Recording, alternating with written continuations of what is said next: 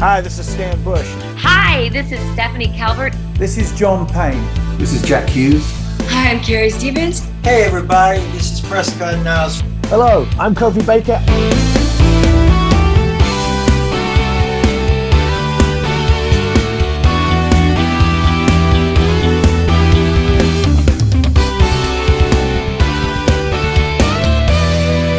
And you're listening to Play That Rock and Roll. Hello, classic rock fans, and happy holidays to you. Once again, we're here at the end of the year, so I am going to give you my book recommendations of 2022 and tell you what I'm planning on reading in 2023. So if you're looking for some book recommendations, hopefully something here strikes your interest, and if you have some recommendations for me, well, please post them in the comments. Tell me what you read this year. Tell me what you want to read next year. I got a lot to talk about today, so I'm going to dive right in. First, we're going to talk about 4 books that I read at least part of this year because I had the author of the book on as a guest on the show this year. So the first of those was Jesse Fink, who came on to talk about the updated edition of Bon: The Last Highway. I originally read this book back in 2020, but there is an updated edition. So I got a hold of this and read the new part of the book. And Jesse came on the show to talk about the new revelations that he's put in this book and basically how he put this book together in the first place. Jesse is one of only 2 people who's been on this show multiple times, and that is because I am a big fan of his writing. I love this book. I love the other book that I read of his, Pure Narco. He came on in 2021 to talk about that. But this year he came on to talk about the updated edition of Bon: The Last Highway, which details the last couple of years of Bon Scott's life. Another author I spoke to this year who did fantastic research and work for a book was Howard Soons, who recently published the new updated edition of Down the Highway, The Life of Bob Dylan. I read the original print of Down the Highway in 2021 because that's when Chris and I started our Dylan Through the Decades series, and this was sort of the backbone of the research I did for that project. Chris and I wrapped up Dylan Through the Decades this year, so I needed the new updated edition, which brings the reader up to Bob Dylan's 80th birthday, so we could talk about more recent events in Bob's life. And when we finished the series, we thought, well, shoot, this book was such a huge help. Why not have Howard on to talk about how he originally put it together and what the new stuff in this book is? So like with Bon: The Last Highway, I didn't read the bulk of this book this year. I read most of it last year. I read the most recent chapters this year as this is the new updated edition. If you're looking for a Bob Dylan biography, that's the best one. You should absolutely get that one, and you should definitely check out our interview with Howard. A lot of great stuff in that. Another author I had on the show to talk about his book was Joe Matera. That's our most recent episode. Joe has been a music journalist for the past 20 plus years, and he recently put out a book which is an anthology of his interactions and interviews with big name rock stars across a bunch of different subgenres and all eras. You know, people like Lemmy from Motorhead, Steve Lukather, Sir George Martin, who produced the Beatles. Some really fascinating figures, and Joe talks about what he learned from them and what it was like interviewing them. And if you want to learn more about that book, I highly recommend it. Joe was a guest on this show recently, so please check out that interview. You can learn more. The book is called Backstage Pass: The Grit and the Glamour. That book I did read in 2022. And finally, there's this book, Canon Film Guide Volume 2 by Austin Trunick. Austin was previously a guest on this show to talk about Canon Film Guide Volume 1 back in 2020. Well, he's returned with Volume 2 this year, and my God, look at how long this book is. Well, I read this book this year, and Austin came on the show to talk about it. This is definitely outside the world of classic rock, but if you are a fan of that era of music, I have to suspect there's a chance that you might be a fan of like that era of movies, specifically 1985 to 1987, and this book is an awesome collection of stories behind the films that were produced by Golan and Globus during the years they owned Cannon Films. This is the second book of Austin's trilogy. There's one more coming, but probably not for a couple of years yet. And, whenever that's out, Austin's definitely welcome back on to talk about that, because I love this project. I love what he's doing with these books. I was really looking forward to talking to him about this book, and I think the interview was a lot of fun. So if you like B-movies, if you like 80s movies, absolutely check out that 2-part interview I did with Austin. A lot of good stuff in that, and this book, it comes highly recommended. The main reason I recommend all 4 of these books and why I wanted to have these guys specifically on the show this year is because the common thread with these books is the work. All 4 of these guys did an insane amount of legwork over many years to put these projects together. And the end results for all 4 are really impressive. These are the kind of projects I want to celebrate on this show. I want to spotlight authors who do the hard work and take the time to do proper research to tell the whole story. And that's what each of these 4 guys did for the books, and which is why we had them on the show. And I just want to thank all 4 of these gentlemen for coming on to talk about these projects, because I have a lot of admiration for that work. What I'm hoping to do on this show, when I highlight an author, is to show you here is someone who did the work. It's going to be worth your time to read a book that's this length. This took a long time for me to read. I didn't have to read this whole thing this year, but I wanted to because I was really enjoying it. And I want to be able to say that I can totally recommend it, and I do. I recommend all 4 of these books. So now we can move on to the books that I read this year, but the authors did not come on the show. Here's a project I want to give a shout out to. Nitro by Guy Evans. This is a book about the history of pro wrestling, specifically the era that's known as the Monday Night Wars in the late 90s. This book is specifically about WCW, which was WWF's big competition in that era. From what I understand, most books about professional wrestling are really political. And when I say that, I don't mean like right-wing, left-wing political. I mean trying to establish a narrative political. Trying to tell their truth, not necessarily the truth. And what I like about this book is I think Guy Evans did an amazing job trying to find the truth by talking to all sorts of sources, not just the typical wrestlers that like getting their stories out there, but Guy tracked down all kinds of people who aren't household names. You know, the people who worked behind the scenes, people who worked at Turner Broadcasting, who didn't come from the wrestling industry, but had to deal with them because wrestling had become so popular in the 90s. And look at the length of this, This is the new expanded edition. When I came across this book, I wanted to get the fullest version of it, and I believe this is that. So I recently got into wrestling. I didn't watch a lot of it as a kid.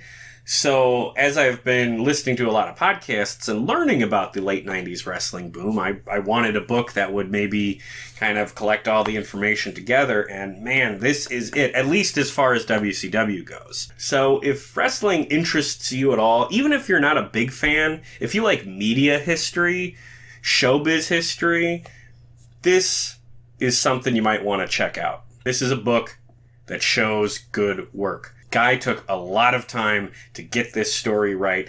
Definitely check this one out. So Nitro wasn't the only wrestling book I read this year.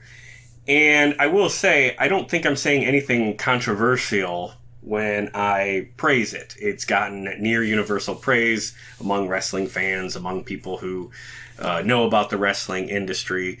This is a very well-respected work. Here's where I'll say something that may get a little bit of pushback.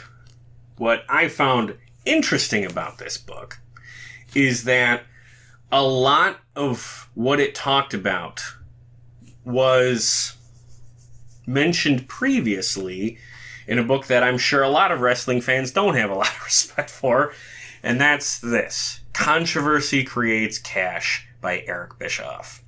So, what I mean by that is Eric Bischoff is a very polarizing figure in wrestling history. I got this book because as I've been kind of getting into wrestling, the stuff on WCW Nitro is what I find to be the most interesting, and this is the guy who created it. Eric Bischoff created Nitro, and I like his podcast, 83 Weeks, so I thought I would check out his book. My favorite part of this book is on page 3, in which he writes, "The truth is, I hate most wrestling books. They don't take a serious look at the enterprise. Most are bitter, self-serving, revisionist history at best, and monuments to bullshit at their worst.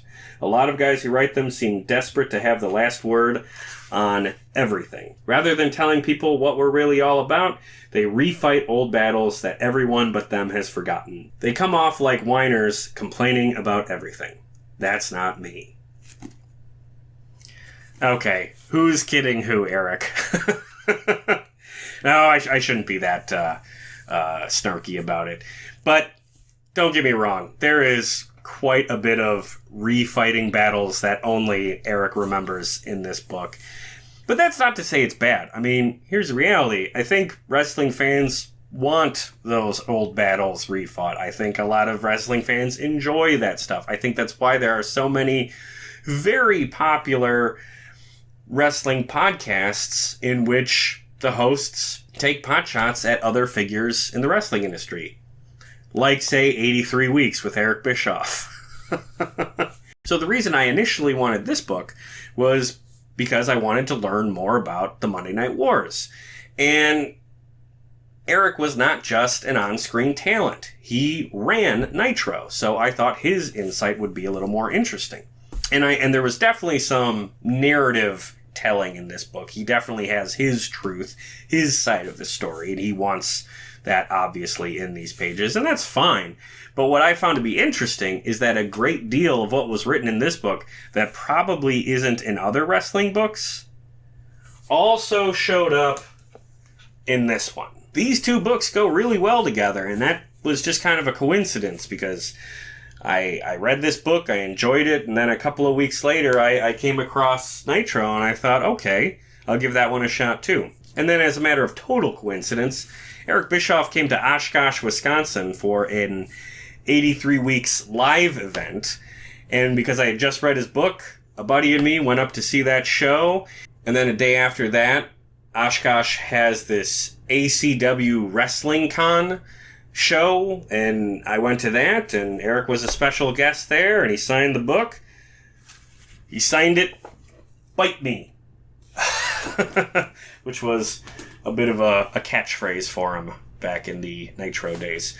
So yeah, I took kind of a unexpected left turn into the history of pro wrestling this year. I wouldn't call myself a wrestling nerd at this point, but I do think the history of the industry is actually really fascinating, and if you do as well, I really recommend Nitro. And if you're looking for a book that was from someone in the wrestling industry, I would recommend Controversy Creates Cash. Because again, some of the stuff that may seem like Eric is just making excuses for himself, a lot of that is vindicated and verified with what's in Nitro. I think Eric did a good job telling his side of the story. So if you really want to know what happened at WCW Nitro, these are the two that I would point you to. Alright, that's enough wrestling talk. Let's look at some other books I read this year. One of my more recent episodes was about Ronnie Spector from the Ronettes. And in order to do research for that episode, I pulled a book off my shelf that I have been long overdue to read. Be My Baby. How I Survived Mascara, Miniskirts, and Madness, or My Life as a Fabulous Ronette by Ronnie Spector. I talked about this book when I had Jordan Runtagh on to discuss Ronnie's life and career. And what I said then, I still feel this is just one of the best rock and roll memoirs I've ever read. Ronnie's story is fascinating, but it's also harrowing. This is a very intense story.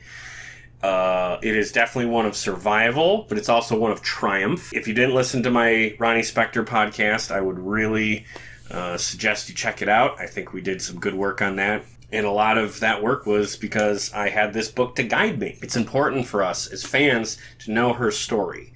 And she put that story very well to the page in this book. So this was absolutely one of my favorites to read this year. My only regret is that I waited so long to read it. Check out Ronnie's book, listen to some of her music, and if you want to learn more, check out the podcast I did about her just a couple of weeks ago.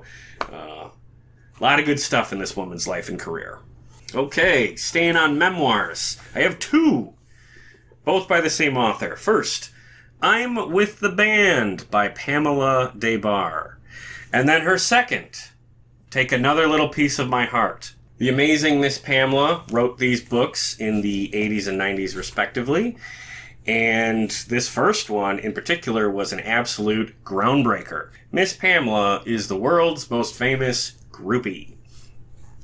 And this first book is about her various connections to and relationships with some of the biggest names in rock and roll history, going from the mid-60s to the late 70s. And this second book is largely about her very tumultuous marriage to rock star Michael Des Barres.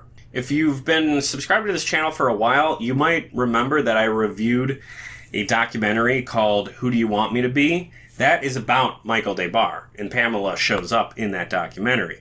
Frankly, I think the guy who made the Michael Des Barres documentary should be making one about Pamela, because her story, I mean, look at this. These aren't the only books Pamela has written about her life. There are more yet. She's led a very interesting life. She has all kinds of amazing stories. It's music history from the perspective of someone you might not think to share their side of the story of said history. That's what makes these books so interesting, at least to me. Sometimes rock stars kind of believe their own hype and are more interested in, again, narrative in their story, in building up their legend. And at that point, it almost becomes like myth-making. Pamela's not that person. She's telling her story from her perspective as, like, well, a groupie. But sometimes a girlfriend.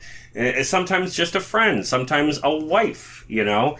Someone who observes these rock stars in the moments where they aren't on stage and in interviews where they're kind of inflating themselves into these bigger-than-life characters. She talks about what it's like being around them when the cameras are off and they're not on stage. So I really enjoyed reading both of these books. Again, this one in particular was really groundbreaking because it was like the first rock and roll memoir written by a woman that was very sex positive. I mean, this was an incredibly controversial book when it first came out, and she caught a lot of hell for it, and frankly still does. So it's really a credit to her that she went through all that, not just once, but a couple of times, to put out her story and tell her truth, despite the crazy backlash she received, at least at first. So yes, I think any music fan of the classic rock era should absolutely read I'm With the Band.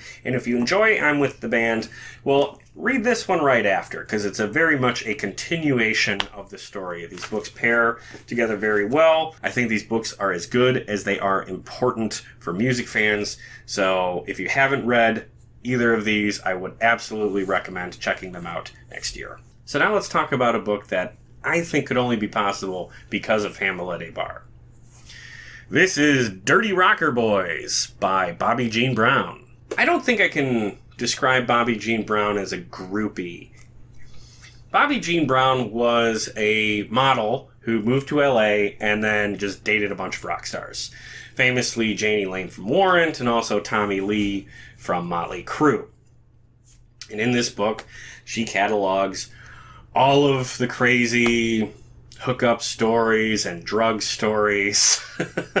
There's plenty of sex and drugs here, not a whole lot of rock and roll. There's some figures in rock and roll, but this book is mostly about the sex and drugs. And there's nothing wrong with that, because this is a freaking wild story, and she does not pull any punches, even from herself. She's not afraid to share her own bad behavior. So you might read this and not think too highly of her at first, but when you get to the end of the book, you remember that, oh yeah, a lot of this behavior was done under the influence of all things meth, and frankly, it's very brave of her to just put herself out there like this. So this is a pretty intense book. A lot of wild stories. This woman definitely had a very wild, drug-fueled life for a long time in the 90s. So if you want to look at, like, the dying days of hair metal in the early 90s, she had a front row seat. She was part of the show. So I think this is a really good book. I think it kind of continues the story that got started in I'm With the Band by Pamela Des Barres. It is a brutally honest look at the rock stars and the whole Hollywood scene of that era when they're off stage and the cameras are not on. And if you're someone who's interested in actual music history, this might not be the first thing you think of, but there is absolutely some of that here. All right, a lot of history and memoirs in my reading diet, and that's always been like that, and it will be next year. But I do read a little fiction as well, so let's talk about some of the fiction I read this year. Won't take too long because there's not a whole lot. The first one, Truth of the Divine by Lindsay Ellis. This is a sequel to her first book, Axiom's End, which I read a couple of years ago. This is a science fiction story about aliens coming to Earth and making contact with the population as a whole. It's a much darker book than the first one, so that's absolutely something to keep in mind if you're going to check it out. I really enjoyed Axiom's End. I think this is a good follow-up to that story. I'm very interested to read the third and I think fourth and fifth books in the series as well. I think she did a good job maintaining that level of quality. And, the story's going in a very interesting place. It ends on a hell of a cliffhanger, but that's not a bad thing. And it explores some really heavy themes that were only sort of touched on in the first book. So this is definitely a darker, heavier read because Lindsay gets deeper into certain issues that can be very difficult for some people to read. So definitely keep that in mind if you pick this one up. And when I say heavy topics, one of the things I'm referring to is that a lot of this book is how abuse manifests itself in a person's mind and how it can become very difficult for someone to deal with that. In any case, if you like science fiction, this is still a really good read. It's not as lighthearted as the first book, but there are absolutely funny moments. It's a good story. It definitely keeps the reader engaged. You leave the book wanting to get your hands on the third one. So, yeah, if you like science fiction, absolutely give this one a thumbs up. And finally, in past videos, I've said I want to read more Judge Dredd, okay? I'm not a big comic guy, except for Judge Dredd. I absolutely love that property, and I got my hands on a number of books featuring that character, but not comic books, if you can believe it. Yes, I read 2 Judge Dredd paperbacks that were published in the 1990s.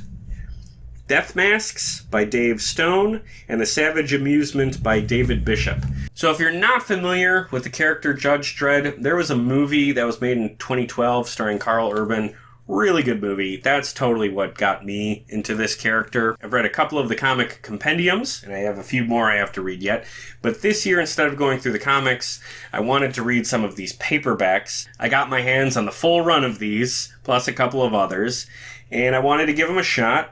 So I did, and I really liked them. These aren't the hardest reads in the world. They're just some fun pulp fiction, if you will. These stories are dark, but not in the same way that Truth of the Divine is. These stories are dark in the sense that they're very violent and gory, and there's a lot of horror themes.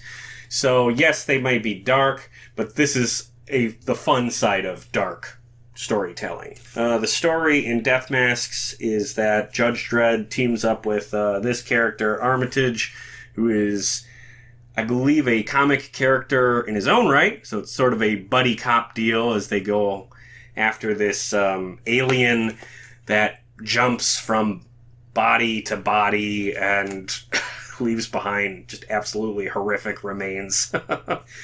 And the Savage Amusement is sort of about all these things going wrong at once. There's a virus killing off judges. There's this gigantic satellite that is crashing down onto Earth.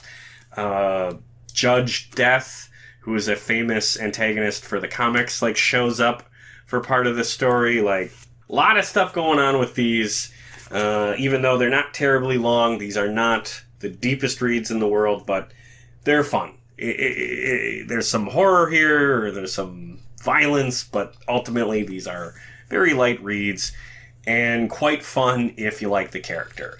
So if you're a Judge Dredd fan and you can get your hands on these paperbacks, absolutely, they're a good time. That's it. Here's what I read this year. Hopefully there's something here that appeals to you. I absolutely recommend all of these. But now, let's move over to the books I'm going to read in 2023. The first book I'm going to read next year is this, Grateful, by Eric Bischoff and Guy Evans. Those names should be familiar, because I spoke about both of those gentlemen just a couple of minutes ago as two of the books I read in 2022 were Controversy Creates Cash by Eric Bischoff and Nitro by Guy Evans. These are the only two wrestling books I've ever read, right? And just after I finished both of them, like a couple of weeks after I finished Nitro, it was announced on Twitter that these two guys were teaming up for this book. And I just took that as a sign. I had just read both of these guys' books, and now they're teaming up for Eric Bischoff's second memoirs, which covers, say, the last 15, 20 years of his career, a stretch of his career I know virtually nothing about. So, yeah, I'm going to give this a shot. One of the other reasons I'm reading it right away is because it's this length, and not this length, or even this length. So I think this will be a lighter, more accessible read than these previous works. And that's not a bad thing. These two books are fresh in my memory, so I think a fun way to start the year will be to get through this. All right, now that's the last of the wrestling talk, I promise. So let's talk about fiction. I read a little bit of Judge Dredd this year. I'm going to read some more fiction about one of my other favorite literary figures,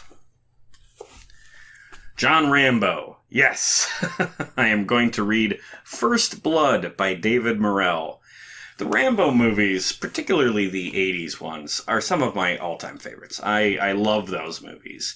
And if you didn't know, First Blood was actually based on this book by David Morrell. Now, I read First Blood back in high school, but that was, oh boy, over 15 years ago. And if I'm being honest, I don't remember a whole lot about it. I've been meaning to reread it for a long time, and I just think now's the right time. I recently heard an interview with David where he talked about a lot of the real-life history that inspired his writing in this book, and that is absolutely something I would not have appreciated when I was in high school. So I think now is a good time to revisit this and hopefully have a much more robust experience with this story. In addition to First Blood, I am also going to be reading Rambo First Blood Part 2 and Rambo 3. Both written by David Morrell. But you have to keep in mind, the films Rambo 2 and 3 are not based on these books. These are the novelizations of the films. Now, I don't know a whole lot about film novelizations, but I do think it is sort of rare for novelizations to be written by the author who also wrote the original book that inspired the first movie of a series. I don't know if that happens a whole lot. David Morrell created the character Rambo back in 1972 for this book, First Blood. It was his story that was adapted into the 1982 movie. Well, that was a big hit, so of course there were going to be sequels. But those sequels were put together in the traditional Hollywood way, with screenplays and scripts. And in those years, novelizations were also quite common. So I think it's very cool that instead of just picking some random fiction author, they made the effort to go and get David Morrell, who originally created the character, to put together these novelizations for the sequels. Now, from what I've read on David's website, because of this unique setup, he actually had a lot more freedom with the character and the story itself than a typical author of film novelizations would have. And I think that's a very interesting prospect. So my plan is to read all three of these in a row and just see if I can notice the difference between what's presented on film and what's in these books, how much of the character in this original book is also in these, and how much of the character is taken from the films that were produced. So I don't know how I'm going to feel about all these at the end of the day, but I have high expectations that I'm going to enjoy them because, like I said, these are some of my absolute favorite movies. And, you know, I know I liked First Blood as a kid, so I'm really hoping I'm going to enjoy not just this one as an adult, but these as well. All right, staying on movies. My all-time favorite movie is Escape from New York. And look at this. It is a book about the making of Escape from New York. Yes, look at this. I guess it's a bit of a coffee table book, at least that's how it's printed. It was written by a guy named John Walsh. It's my favorite movie. It's all about how it came to be. Of course I'm interested. Of course I'm going to read it. Again, doesn't seem to be overly long, so I don't think this is going to be a difficult read. I think I'm going to like this one a lot. And yeah, not much else to say. If there's a book about your favorite movie, I think you'd want to read that book, right? Okay, enough about the movies. I know most of you watching are music fans like me. You're classic rock fans. You want to know, what do I have on my docket for rock and roll? Here we go. First up, I'll Sleep When I'm Dead and Nothing's Bad Luck. Two books about Warren Zevon. Now, the reason I'll be reading these two books is because I will be starting another songwriter mini-series with my co-host Chris about this man, Warren Zevon. We completed our Dylan Through the Decades project this year, and we're starting up a new songwriter series. It's going to be about Warren Zevon, and these are the two rock and roll biographies that come highly recommended. I've heard great things about both of these books, particularly this one, I'll Sleep When I'm Dead, because it was written by Warren's wife, Crystal. Now, Warren is a very beloved figure in rock history, but from what I understand, there's going to be some real crazy stuff in this book because Warren was a very complicated guy, and I know at times it got very dark. So, you know, we'll tell that whole story in our songwriter series, but I'm going to be relying on this book as well as this one called Nothing's Bad Luck to make sure I've got my facts straight and to guide us through Warren's life story. So, if you're a fan of Warren Zevon, make sure you're subscribed to this channel because our first episode of 2023 is going to be the first part of our Warren Zevon miniseries. All right, next up, The Lives of Brian, the much-anticipated memoirs of Brian Johnson from AC/DC. In the past, I have planned and failed to read the memoirs of Ronnie James Dio, Stevie Van Zandt, and Dave Davies. I will not be making that mistake with this one, and that's simply because AC/DC is like one of my absolute favorite bands. I, of course, love Bon Scott, and I've talked to my old buddy Jesse Fink about Bon at length, but I also love Brian Johnson. You know, my first AC/DC CD was AC/DC Live, which had Brian out front. I've seen him in concert, you know, so I want to read his story. I cannot wait to get to this book.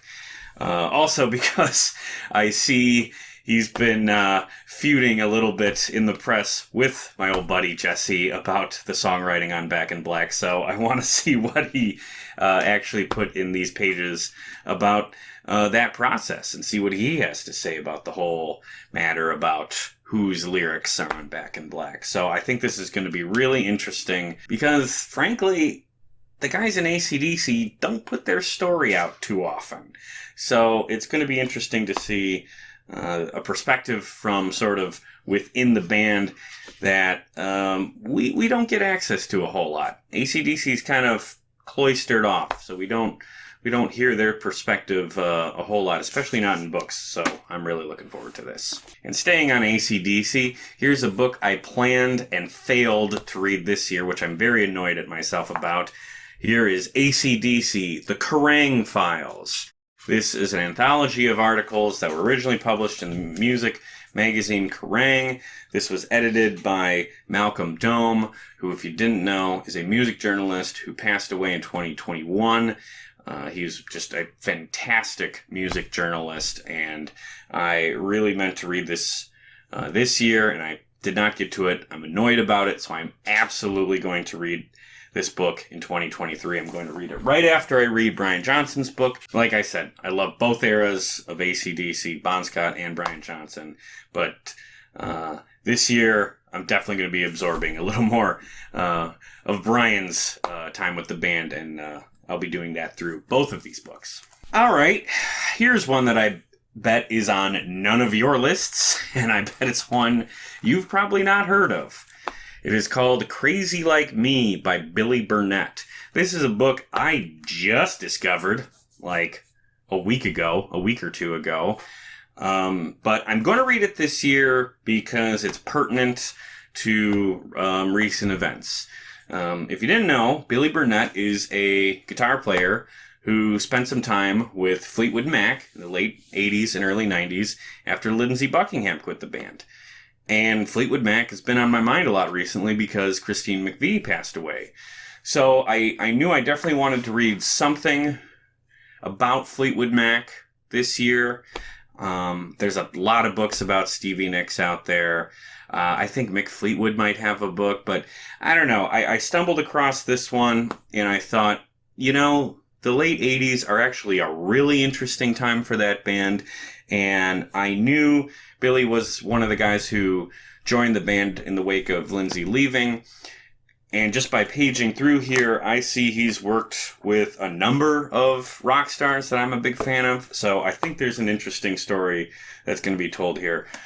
I don't know much else about this book. Like I said, I just discovered it. But I decided, again, with Christine McVie passing away, I want to read something about the Mac, and this is an unconventional choice, but fuck it. That's the one I'm picking. So hopefully this is going to be a surprise hit. Hopefully that this turns out to be a real fun read. Crazy Like Me by Billy Burnett. Who knows? Could be some fun. And finally, every year I like to read a book that was written by an online content creator that I have a lot of appreciation for. The first year I did this kind of thing, it was Axiom's End by Lindsay Ellis. The year after that, I read Sea of Rust by C. Robert Cargill. And then this year, I read Truth of the Divine, also by Lindsay Ellis. Well, this year, the book by an online content creator that I have a strong appreciation for is this. A Movie-Making Nerd by James Rolfe. James Rolfe, of course, is most famous for his Angry Video Game Nerd review series on YouTube. He's been doing that for nearly 20 years. And I've been a fan of him for almost as long as he's been doing it. And if I'm being perfectly honest, the reason I'm making a video right now, the reason I have a podcast, the reason I do anything on YouTube at all, is because of this guy. Is because back in 2007 or 2008, whatever it was, I saw one of his videos, I loved it, I became a subscriber, and at some point I thought, hey, maybe I can do something like that, kinda, in my own way.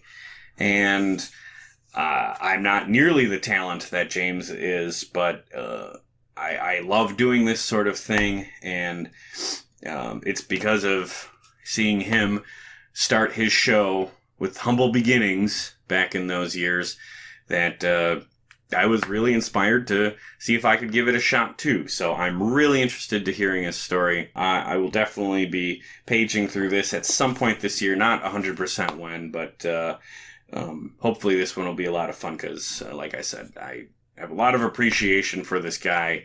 He's who inspired me to do this in the first place, so definitely want to see what he's got going on here. So that's it. Here's my plan for 2023. Thank you very much for watching.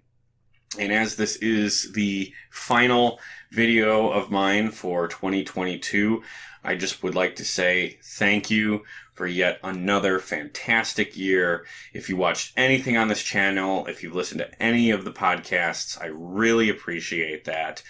I'm definitely going to keep this up next year and hopefully for years and years beyond that.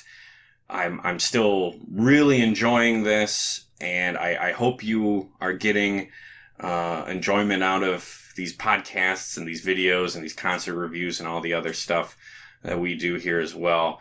But I appreciate everybody who's tuned in. I appreciate everyone who's posted a comment. So thank you. Thank you, thank you, thank you. And I hope you had a great holiday, and best wishes to you in 2023. Keep rocking.